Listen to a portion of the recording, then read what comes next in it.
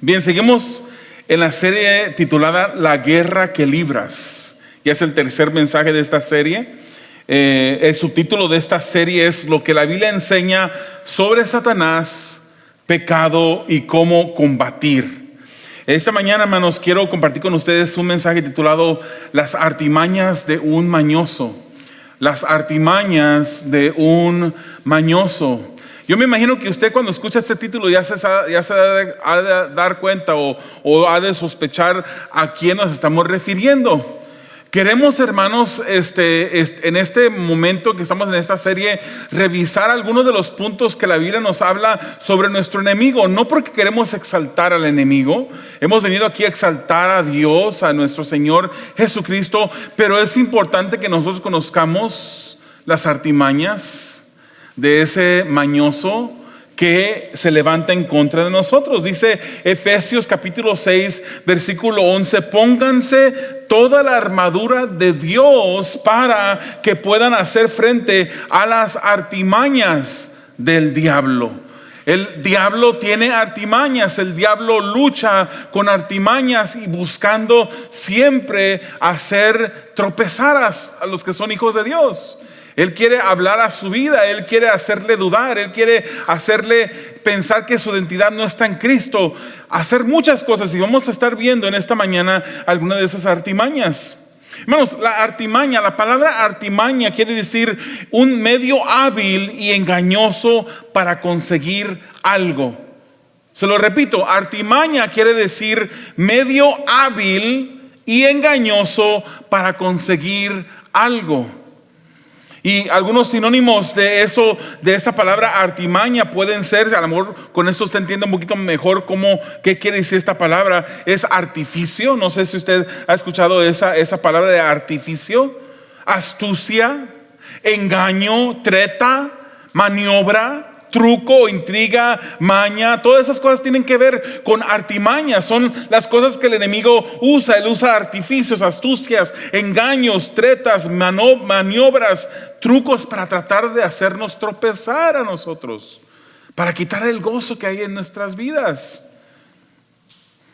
Las artimañas de un mañoso. ¿Qué quiere decir mañoso? Mañoso, hermanos, quiere decir alguien que tiene mañas. Alguien que tiene mañas. Y mañas puede ser hasta algo positivo, ¿verdad? De repente usted está tratando de hacer algo, arreglar un carro, meterse a la mecánica y dice, pues a esa persona le sabe la maña. La maña quiere decir que tiene esa habilidad para hacer algo. Mañoso o mañas más bien tienen sinónimos como de hábil, diestro, habilidoso, industrioso, experimentado, experto. ¿Sabe qué? Que el enemigo lleva miles y miles y miles de años trabajando en este oficio. Él usa de artimañas y es un experto, es muy hábil para poder derrotar, para poder entristecer, para poder causar algo negativo en las vidas de aquellos que no andan cerca de Dios, que se han descuidado en su caminar. Toda persona que lucha, toda persona que compite, siempre ha de tratar de conocer bien a su contrincante, a su oponente, hermanos. Pues no sé cuánto a ustedes les gusta el box. En el box no soy experto yo, ni tampoco me gusta, yo soy un hombre de paz. Pero en el box, el hombre que se prepara para pelear contra el contrincante, tiene que estudiarlo bien. Tiene que saber qué tipo de combinaciones usa cuando está golpeando, cómo se mueve en el cuadrilátero. Tiene que saber qué tipo de persona es, más o menos qué otros peleadores le han pegado y cómo le han pegado para poderle dar en el golpe que lo ha debilitado un poco. Por ejemplo, un equipo que juega cualquier tipo de juego, digamos fútbol o soccer, ¿verdad? Ellos para irse a jugar en contra de un equipo, ellos van a examinar el estilo de juego del otro equipo. Van a ver las estrategias de ataque y de defensa del otro equipo. Van a examinar sus fortalezas y sus debilidades. Van a ver cuáles de esos jugadores son los jugadores claves que necesitan concentrarse en ellos. Van a analizar partidos de antes contra otros contrincantes, incluso contra ellos mismos, para ver qué hicieron mal, qué hicieron bien. Miran videos, estudian estadísticas. Hay toda una ciencia sobre esto. Pero nosotros como creyentes es importante que nosotros estudiemos, no porque queremos poner un interés enfermizo sobre el enemigo, no, pero tenemos que conocerlo. Tenemos que conocerlo. Segunda de Corintios 2 tiene un contexto, hermanos, que habla del perdón. Pero claramente nos dice que la intención del enemigo, ¿cuál es la intención del enemigo? Y la necesidad de conocerlo. Dice 2 Corintios 2:11, para que Satanás no se aproveche. ¿Qué es lo que quiere hacer Satanás con nosotros? Aprovecharse. Para que Satanás no se aproveche, pues no ignoramos sus artimañas del enemigo. Es cierto que tenemos a un enemigo que está derrotado, hermanos. Es cierto que tenemos y que luchamos en contra de un enemigo que Jesucristo venció en la cruz del Calvario, pero es un enemigo habilidoso, es un enemigo mañoso, es un enemigo que usa tácticas en nuestra contra. Hoy día analizaremos 3 artimañas que el enemigo emplea luchando en contra de nosotros. ¿Para qué las vamos a examinar? Para que podamos estar alertas. Recordemos, hermanos, que estamos librando una guerra espiritual. Que todo lo que existe no solamente se compone de lo que uno puede mirar físicamente. Hay huestes, hay demonios, hay principados que se manejan en el aire, que tratan de levantarse en nuestra contra. En esta guerra, hermanos, lo bueno es que podemos confiar en Dios. Aunque nuestro enemigo nos dirá que no debemos confiar en Dios, debemos de confiar en Dios. Entremos, hermanos, en este momento al campo de entrenamiento. Sentémonos en la sala para mirar los videos de cómo opera el enemigo. Preparémonos para que con la ayuda del Espíritu Santo podamos estar preparados para luchar. Una de las artimañas que el enemigo usa es la artimaña del engaño. La artimaña del engaño. Pensemos por un momento, hermanos. Somos hijos de Dios. Hemos sido llamados a seguir un camino muy específico, el camino de Jesús. Nos decimos cristianos porque seguimos a Jesús. Nos decimos discípulos porque seguimos a Jesús. Su palabra claramente nos muestra ese camino. Pero para quitarnos la vista del camino correcto, Satanás usa de la artimaña del engaño. Él trata de hacernos creer en cosas que no son. Hasta dentro de la iglesia, él trata de hacer esas cosas. Hermanos, no sé si ustedes han sabido y han estudiado o leído alguna vez de una ciudad que se encuentra en Corea del Norte. Se llama Kijongdong. No sé si usted sabe un poquito de historia, pero Corea del Norte y Corea del Sur antes no existían, simplemente existía Corea. Y hubo una guerra civil entre ellos y el país se dividió en North Korea y South Korea, o Corea del Norte y Corea del Sur.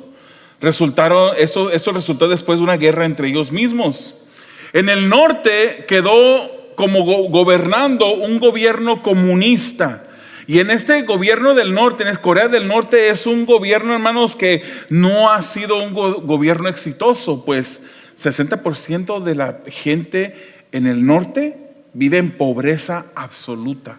60%. La comida está escasa. 12 millones o más o menos como el 50% de la población sufre de malnutrición, hermanos. Así es un país que nadie quisiera ir, pero Kijongdong, en esa ciudad del norte, se alcanza a ver desde el sur. Y esa ciudad ha sido construida por los comunistas del norte para dar una apariencia de algo que no es. En esa ciudad parecen una ciudad normal. Hay decenas de edificios, hay sembradíos muy bonitos, hermanos, que parece que fueron hechos con una máquina a la perfección. 2 escuelas en ese lugar. Hay un centro comunitario de la ciudad donde se cuida a niños, hay un hospital y dicen que hay como 200 residentes en esa ciudad. Pero ¿qué está pasando con esa ciudad? Fíjese que se ha descubierto que esa ciudad está vacía, que los edificios que se miran desde el sur hacia Corea del Norte están vacíos, son simplemente cajas que están puestas. Están vacías, tienen luces que en la noche se prenden y luego se apagan con ciertos medidores de tiempo, porque están tratando ellos de ejercer una propaganda para convencer a las personas del sur, de Corea del Sur, a que se vayan a Corea del Norte y abandonen Corea del Sur. Hermanos, esto es similarmente como opera el enemigo.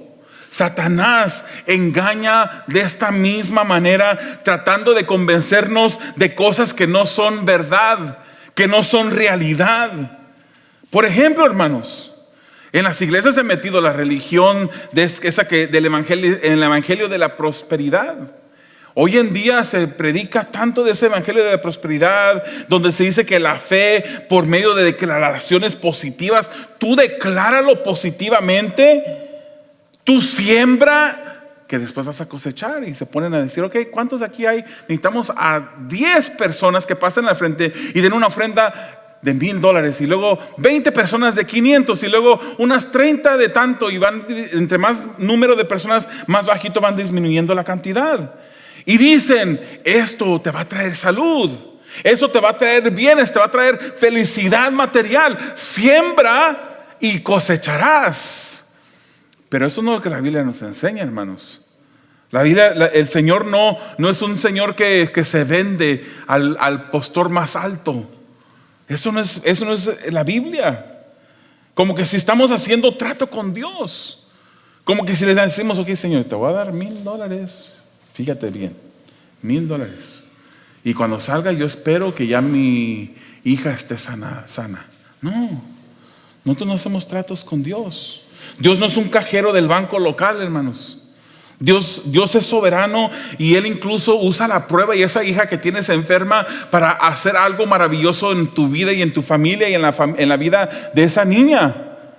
Dios usa la dificultad, hermanos.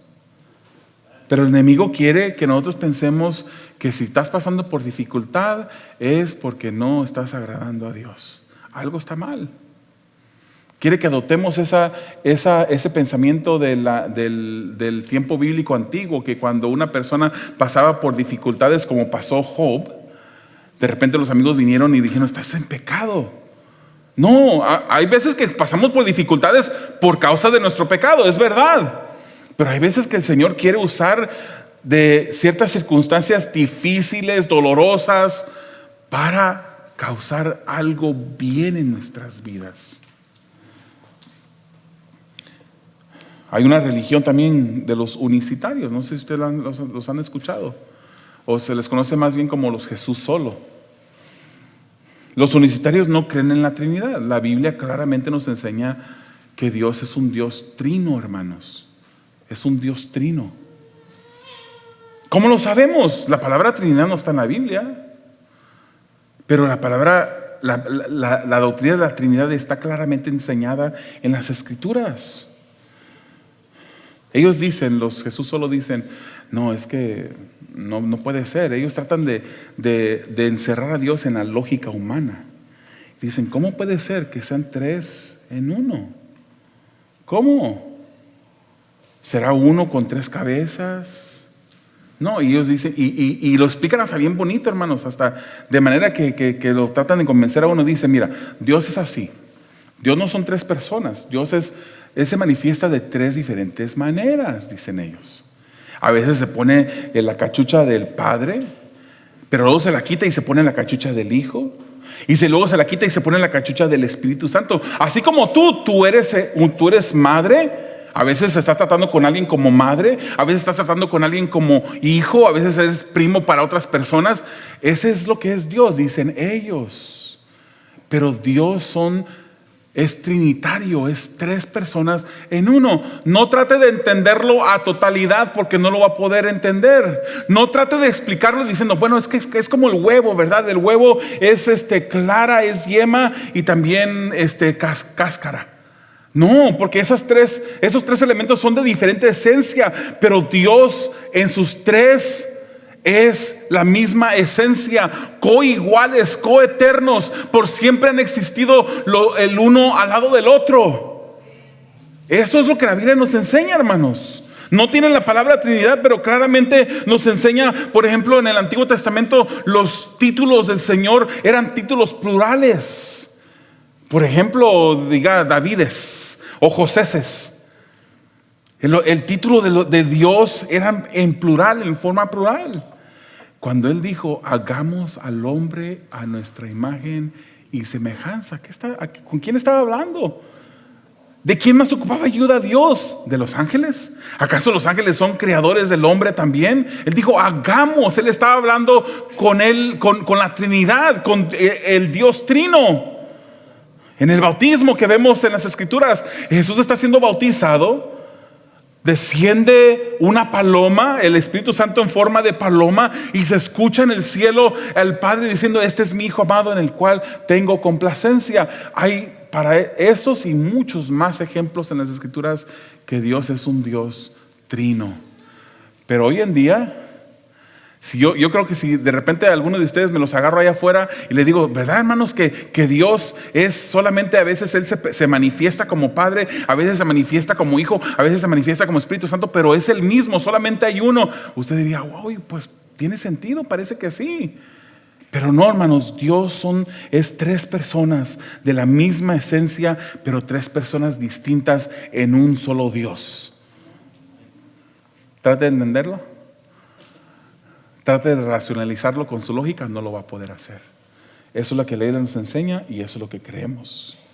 Hoy en día también el enemigo se ha metido en la sociedad con eso de la genealogía de género. Él trata de engañar, hermanos. Y trae a muchas personas engañadas. Es que tú puedes ser lo que tú creas que eres. Yo mañana me levanto y de repente me siento mujer y ya le pido a mi esposa unos tacones altos y unas faldas que yo creo que no me van a quedar, pero imagínense nada más, yo no puedo hacer eso. Dios me creó a mí hombre. Es más, la ciencia está de nuestra parte, la biología está de nuestra parte, hermanos. La ciencia está de nuestra parte. Yo tengo cromosomas XY, mi esposa tiene cromosomas XX. Si los dos morimos, que Dios no lo quiera, pero bueno, no voy a usar a mi esposa como ejemplo. Si yo muero calcinado en un lugar que ni siquiera me puedan reconocer, quede quemado mi cuerpo, con un estudio científico se pueden dar cuenta que yo era hombre, porque van a descubrir que mis cromosomas eran XX. Perdón, XY. Por eso al hombre... Gracias. Están despiertos por aquí. Acá están dormidos, acá están despiertos.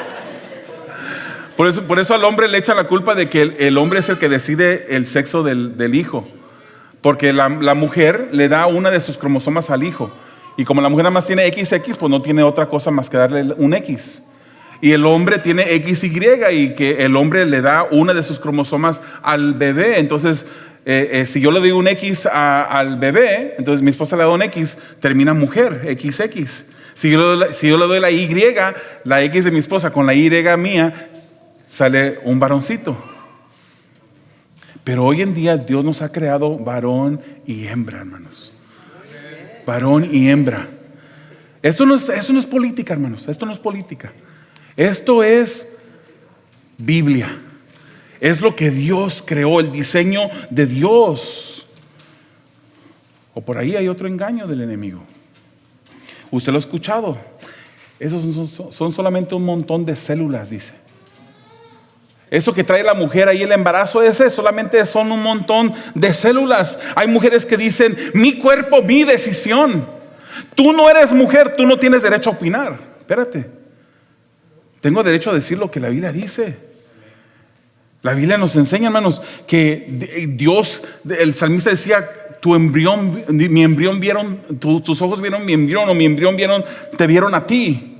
Tú me entretejiste. El salmista lo dice.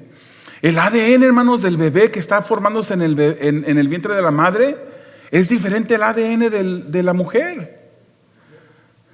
Tiene sus propios sistema nervioso.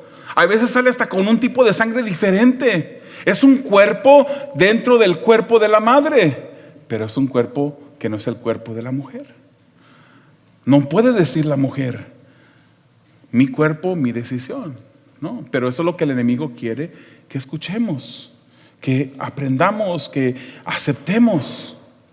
Satanás engaña, hermanos, así como lo hizo desde el principio. ¿Se recuerdan Génesis 3, capítulo 1? La segunda parte del 1 dice, con que Dios les dijo que no comieran de ningún árbol del jardín.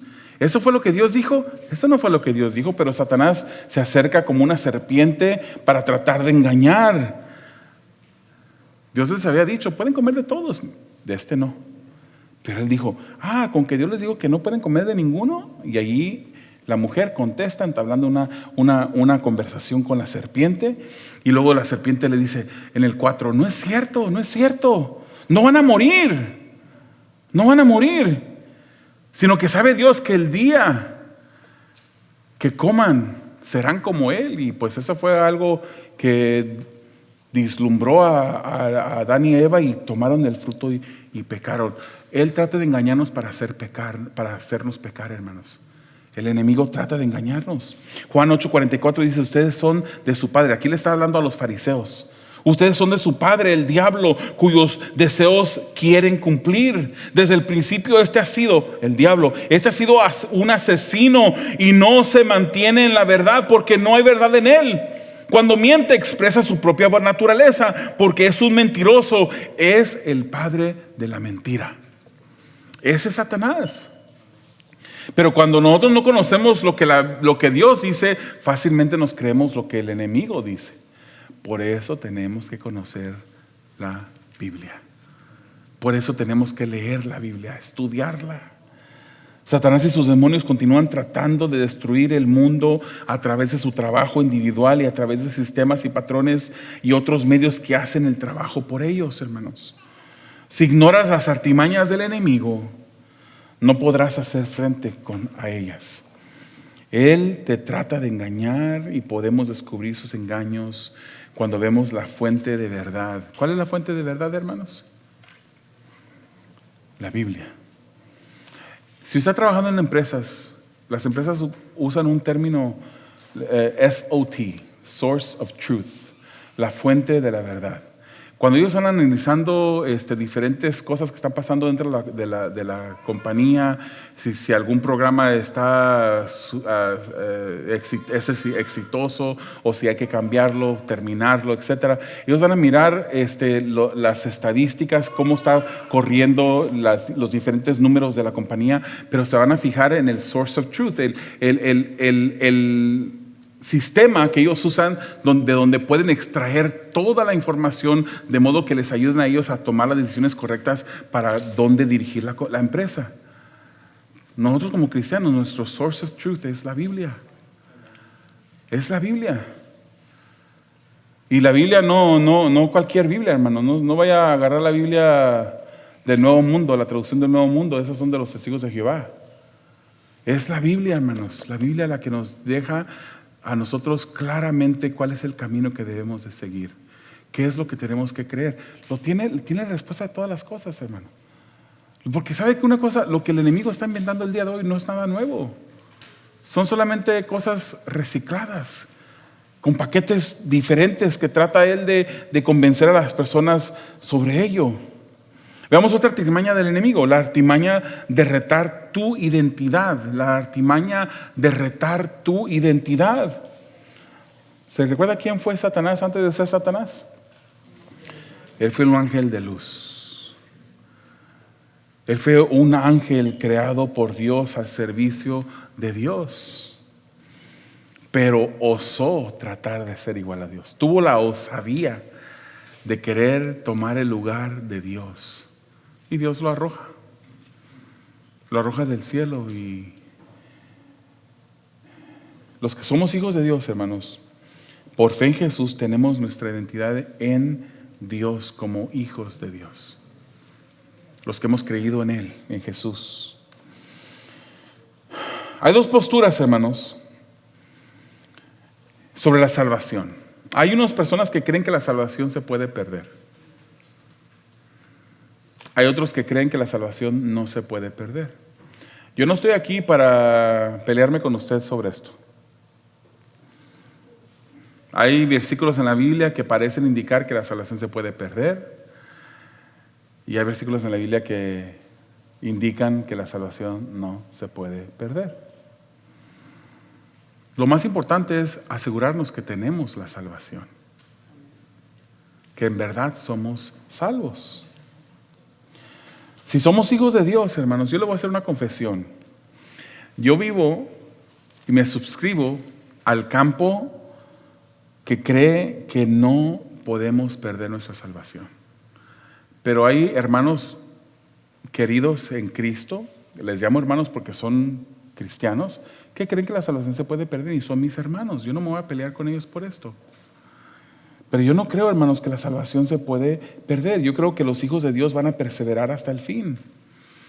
Incluso yo puedo tener una plática con un hermano, una plática amistosa, y ese hermano me va a sacar Hebreos 6 y Hebreos 10, donde hablan de aquellos que fueron iluminados y aquellos que gustaron el don celestial, pero que ya no, después cayeron. Para mí esto no está hablando de salvación. Yo le diría a ese hermano, mira, la Biblia es la mejor intérprete de la Biblia. Si en la Biblia hay otros pasajes que me indican claramente que la salvación es segura en Dios, entonces algo tiene que decir este versículo de Hebreos 6 y Hebreos 10, pero no es que la salvación se puede perder. Segunda de Pedro 2 también habla de los que se escaparon de las contaminaciones del mundo y se vuelven a enredar en ellas. Su postrer estado viene a ser peor porque el corazón se endurece.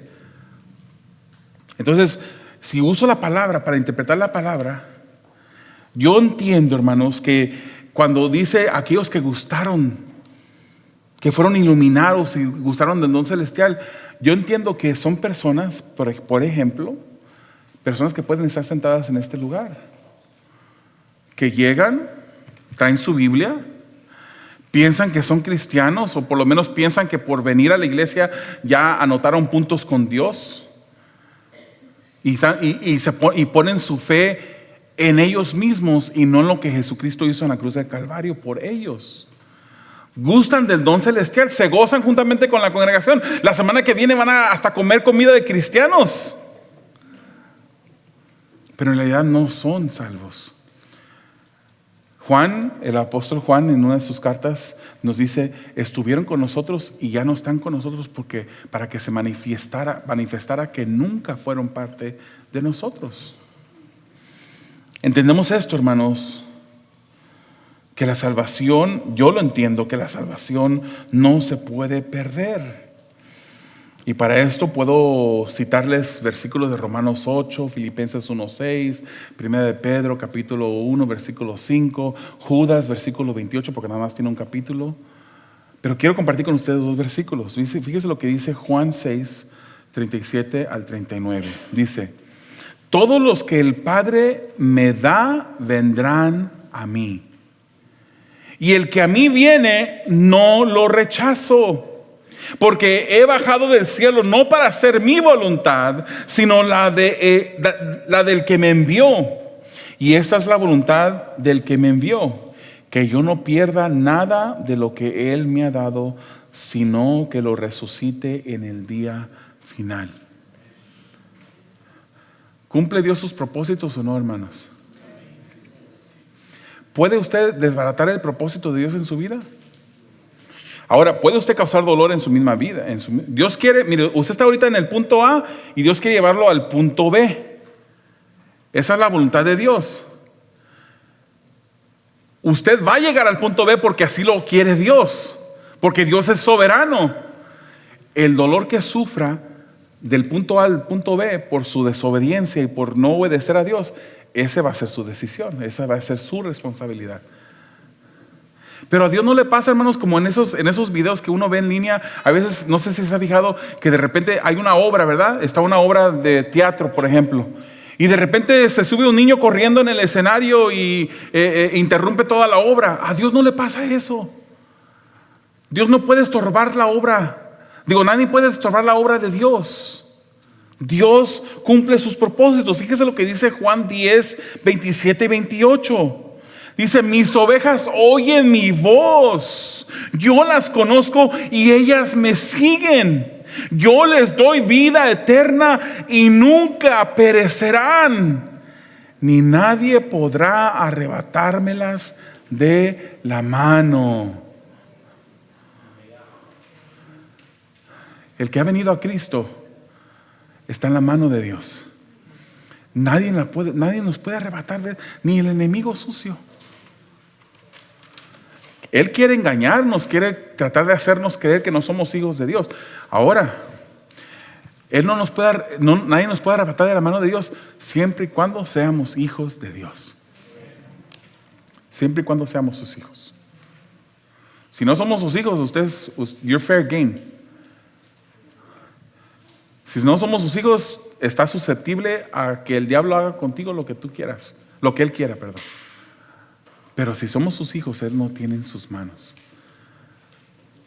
Estoy persuadido de esto, dice el apóstol Pablo, que el que comenzó la buena obra en mí, la va a terminar hasta el día de Jesucristo. ¿Qué quiere decir esto? Lo que Dios comienza, Él termina. Si Dios nos empezó el proceso de salvación en nuestras vidas, Él la va a terminar. Solamente, hermanos, asegurémonos que estamos en la fe. Asegúrese, examínese a usted mismo. Mire si en verdad cuando usted comete un pecado, porque todavía va a cometer pecado de este lado de la eternidad, todavía va a pecar. Asegúrese, examínese. Oye, acabo de pecar, ¿cómo me siento? ¿Me duele el pecado? ¿Corro a Jesús para pedirle perdón por cómo le he ofendido? ¿O bien, no pasa nada? ¿Qué es lo que está pasando en mi vida? Examine sus frutos. Examine su caminar. ¿Camina más cerca de Dios hoy que hace un año, hace 10 años cuando usted hizo esa profesión de fe? Que hay muchos que han hecho esa profesión de fe, pero lo hicieron simplemente de la lengua para afuera. Simplemente lo hicieron porque pues era la emoción del momento y habían personas llorando, estaban las luces oscuras, una música bien bonita en el trasfondo, sentí algo maravilloso, algo cosquillitas en el estómago. Yo repetí la oración. Algún día muchos descenderán al infierno maldiciendo el nombre de esos pastores que le dijeron: solamente repite esta oración y vive tú como tú quieras. No le dijeron: bienvenidos a la familia de Dios. Les dieron una garantía de que ya estaban dentro de la familia de Dios cuando en verdad no eran salvos. Yo no voy a ser uno de esos nombres que mencionen ninguno. Que Dios no quiera desciendan al infierno. Nuestro enemigo quiere que dudemos de nuestra identidad como hijos de Dios, hermanos. Con Jesús lo hizo también. El enemigo lo hizo con Jesús. ¿Se recuerda lo que pasó en Lucas 4? Jesús fue tentado después de haber ayunado. El diablo le dijo a Jesús: si eres hijo de Dios, ordénale a esta piedra que se convierta en pan. El diablo dijo a Jesús: si eres hijo de Dios, tírate abajo desde aquí. Si eres hijo de Dios. Jesús le contestó: no solo de pan vive el hombre, sino toda palabra que sale de la boca de Dios. También le contestó: no pongas prueba al Señor tu Dios. Vendrán momentos, hermanos, en el que el enemigo te diga: si tú fueras hijo de Dios, ya te hubiera contestado, pero no te ha contestado. Y te va a causar desesperarte en tu vida. Y te va a decir: Señor, en verdad no he sido tu hijo porque tú no me escuchas. Las palabras del enemigo vendrán a ser tus palabras. Y vendrás a decirle a Dios: Señor, es que tú no me estás escuchando, no seré tu hijo. ¿Qué es lo que está pasando? Dios intenciona las pruebas en nuestras vidas para crear algo que Él quiere formar en nosotros, algo de bien y no de mal. Fíjese, en Jeremías está ese versículo, ¿no? Porque yo sé los pensamientos que tengo acerca de vosotros, pensamientos de bien y no de mal, para daros el fin que esperáis. Eso me lo sé porque es la Reina Valera. Esa es la versión Reina Valera. ¿Sabe lo que iba a pasar a ese pueblo? ¿Que Dios le estaba diciendo eso? Porque yo sé los pensamientos que tengo acerca de vosotros, pensamientos de bien y no de mal, para darles el fin que esperan. ¿Sabe lo que pasó después de eso? Cayeron en cautiverio. Muchos de ellos murieron a espada de los enemigos. Fueron exiliados, se los llevaron esclavos a otro país lejano. Pero Dios les estaba diciendo: yo sé los pensamientos que tengo acerca de vosotros, pensamientos de bien y no de mal, para darles el fin que esperan. Pero tuvieron que pasar por dificultades primero. ¿Quién nos dijo a nosotros que el cristiano no va a pasar por dificultades? ¿Quién nos dijo que nosotros solamente tenemos que orar una vez y ya no orar otra vez? Porque Dios no tiene amnesia, no se olvida de las cosas. No, Dios nos enseñó la necesidad de orar siempre, viniendo delante de Él todos los días. ¿No te ha contestado? Sigue orando. ¿Piensas, te viene ese pensamiento que Dios no te está escuchando? Sigue orando, hermano, sigue orando. Si el Señor no contesta la petición de la manera como tú la quieres que te conteste, por lo menos lo que vas a ganar es esa comunión con Dios más cercana, de estar pidiendo día tras día, día tras día. Pero sigue orando. El enemigo trata de engañar y podemos descubrir sus engaños cuando vemos la Biblia, hermanos. Una artimaña más para terminar.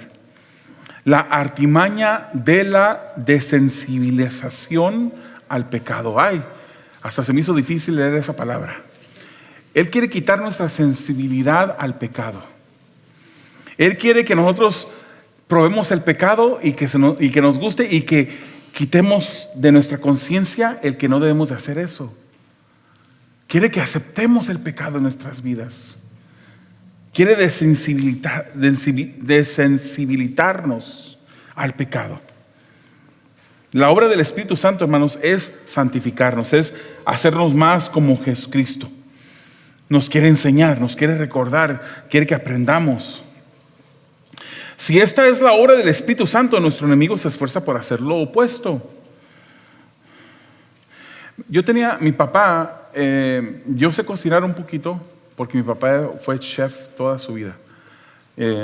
Cuando él llegaba del trabajo, yo me sentaba al lado de él. Él me ponía, ahorita no puedo poner este brazo, pero él me ponía el brazo así, y me quedaba su mano aquí, y olía la comida que él estuvo cocinando en el día. Él tenía, hermanos, unas manos grandes, unos dedos gruesos. Él tenía la piel de sus manos dura, endurecida. Él agarraba, hermanos, las ollas calientes. Había una toalla ahí, pero no agarraba la toalla, porque yo ya que fui joven, fui y trabajé con él unos fines de semana. Y él agarraba las ollas calientes con la mano, ya ni siquiera le molestaba el calor de la olla caliente. El exponer las manos repetidamente al fuego o a lo caliente te va creando resistencia, va engrosando la piel, va haciendo que las manos sean más resistentes y menos sensibles. Eso es lo que el enemigo quiere para nosotros. Él quiere que toquemos el fuego poco a poquito y la quitemos. Y otra vez, poco a poquito, la quitemos. Y nuestro corazón se va endureciendo. Y vamos probando un poquito más. Y la próxima vez vamos a estar deteniendo nuestras manos más tiempo, tocando el pecado hasta que pierdes la sensibilidad que Dios ha creado en tu conciencia en contra del pecado. Eso es lo que el enemigo quiere. Él trata de racionalizar, aunque no tiene lógica, pero él trata de racionalizar y te dice: no está caliente, tócalo, no está caliente. Un poquito no te hace daño. Acuérdate, acércate un poco más a la línea, no te importa, no te vas a quemar, no importa. Nuestro enemigo ofrece alternativas a la obediencia a Dios, hermanos. Si con Jesús lo hizo, hermanos. El diablo llevó a Jesús al pináculo del templo y le enseñó todos los reinos, a un lugar alto. Ese fue el otro. A un lugar alto, y le dijo: mira, todos los reinos de la tierra, todo esto te daré si postrado me adorares. Y uno ahí va tocando el fuego, adorando al enemigo, tocando el fuego, y uno se va haciendo más resistente a ese fuego. La voluntad del enemigo fue romper el plan de Dios, incluso con Jesús. ¿Por qué creemos que con nosotros no lo puede hacer o no lo quiere hacer? Usted podrá decir que usted no prestará oído a sus palabras, a las palabras del enemigo, pero se va acercando a los límites poco a poco. Algunos pasan los límites cayendo en pecado, y como las cosas no pasaron a mayores, como no los descubrieron, siguen jugando con el pecado. Hay personas que han caído en la racionalización del enemigo y comprometen sus convicciones. Técnicamente no está bien que vivas con alguien sin casarte, pero ¿sabes qué? Cuando vivas con él, por lo menos vas a poder evangelizar mejor. Eso es una mentira del enemigo. ¿Sabes qué? El gordo está en 12 billones de dólares. Saca todo el dinero que tienes en el banco, inviértelo, y cuando ganes, le pegues al gordo, hasta compras una iglesia que la dones para la iglesia. No seas religioso, dice el enemigo. ¿Por qué tienes que estar viniendo todos los domingos al servicio? Ay, hermanos, si ustedes vivieran en el tiempo cuando yo viví, nosotros íbamos a la iglesia todos los días, había servicio. Todos los días, excepto el lunes. El lunes era el día de descanso. Pero un día era el culto de damas, el otro era el culto de varones, había hasta culto de niños, había culto de oración, había culto todos los días. Hoy en día solamente tenemos servicio aquí, y tenemos la oportunidad de un grupo pequeño, que más al ratito voy a hablar de eso. Pero el enemigo nos dice: no seas religioso, no seas religioso. ¿Qué es eso de ir regularmente a la iglesia? Es mejor ser espiritualmente por dentro. Tú te puedes conectar con la naturaleza, tú te puedes conectar con Dios. No te juntes con esos hipócritas que están en ese lugar. Eso es lo que el enemigo quiere decirnos. Pero la palabra del Señor es clara: no dejemos de congregarnos como algunos tienen por costumbre. No dejemos. El venir a la iglesia, hermanos, el congregarnos como un cuerpo de Cristo, es bíblico, es una ordenanza de Dios, no es una sugerencia. Dios nos manda a no dejar de congregarnos. ¿Cuántos le vamos a hacer caso al enemigo? Si ignoras las artimañas del enemigo, no podrás hacer frente a ellas.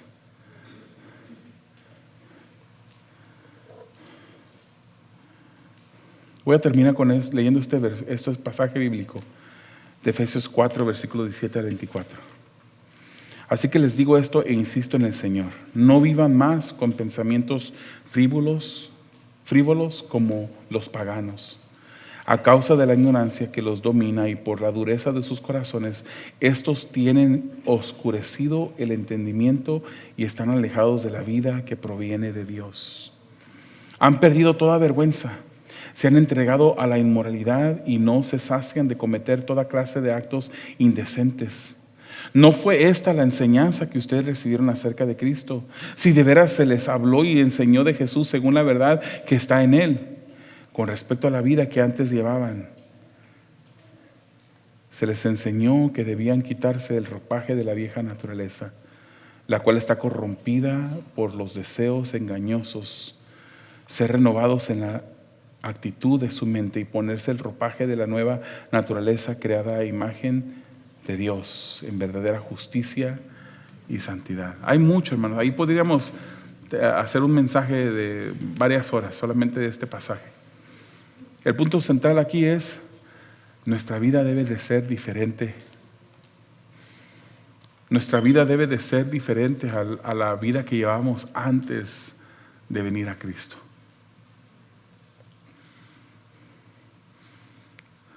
Pidámosle al Espíritu Santo que cree más sensibilidad, en contra del pecado. Que nos ayude a alejarnos más de la línea. Que nos ayude a alejarnos más del fuego. Que nos haga más sensibles al fuego, para que podamos honrarle a Él mejor. ¿Cuántos en este día desean afianzarse en las manos de Dios? Pidámosle a Dios su sabiduría. Yo lo voy a invitar a los hermanos que cierren sus ojos y que inclinen su rostro. Si habrá un amigo aquí presente o quizás que nos escuche en línea, hay un enemigo de tu vida que quiere engañarte y quiere buscar tu destrucción. Y la única manera que podrás escapar es viniendo a Jesús. Jesucristo es el que murió en la cruz del Calvario por todo el mundo. Y perdona a todo aquel que viene a Él en arrepentimiento y fe en Jesús. Yo te quiero invitar que en este día tú clames a Dios. Que tú le supliques ahí en tu mente incluso, en donde estás. Le pidas a Dios que te salve, que te ayude. Le digas que estás arrepentido de tus pecados y que te ayude a que tú puedas vivir una vida que le honre a Él. Entrega tu vida a Jesús en este momento. ¿No sabes qué decir? Pídele perdón. ¿No sabes qué decir? Pídele ayuda. Él está atento a todo aquel que clama a Él. Amado Dios, te damos gracias por el consejo de tu palabra, Padre, y te pedimos que tú seas honrado en nuestros corazones. ¿Cómo honrado? Honrado al nivel y a la manera, Señor, que podamos poner esta palabra en obra. Que podamos, Señor, nosotros caminar en tus caminos. Señor, el enemigo, ese mañoso, tiene artimañas que quieren engañarnos. Artimañas que quieren que olvidemos nuestra identidad en ti, Jesús. Artimañas que quieren que nosotros no tengamos esa sensibilidad en contra del pecado. Ayúdanos, Señor, a caminar cerca de ti. Ayúdanos a estudiar tu palabra. Ayúdanos a obedecerte y honrarte de todo corazón, Señor. En el nombre de Jesús te lo pedimos. Amén.